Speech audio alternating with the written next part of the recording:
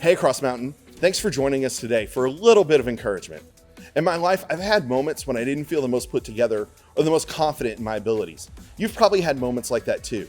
For some of us, just using Zoom during this time has left us feeling that way. In fact, some of the best moments in life involve an underdog who doesn't know if they can win, actually winning. We see those stories in sports, stories like Rudy or Vince Papale from Invincible. We see it in stories of fiction in the courtroom, like John Grisham's The Rainmaker. We see it even now when we are looking at people who are doing things day in and day out that they didn't know if they could do them. Doctors and nurses who are putting us first and going to work. Restaurant workers who are just doing their job. We even see it once a week, every week, when the person who takes away our trash and recycles shows up and takes those things away. Heroes are being made by ordinary people doing their ordinary life in extraordinary ways. I started thinking about this in relationship to our re-entry into the world after this stay at home from the coronavirus. Jeremiah had a very similar experience with God.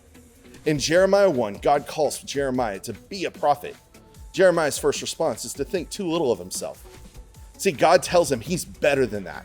In fact, God says to him these words in verse 5. Before I formed you in the womb, I knew you. Before you were born, I set you apart. God was being Jeremiah's coach. Coaches tend to know what we can do better than we know ourselves.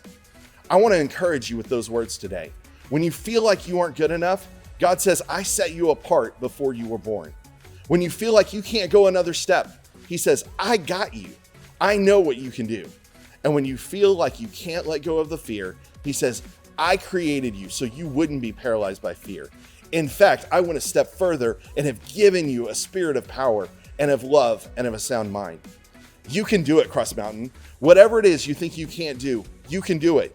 You can send out another resume. You can go to another interview. You can face the virus head on. You can do another Zoom call.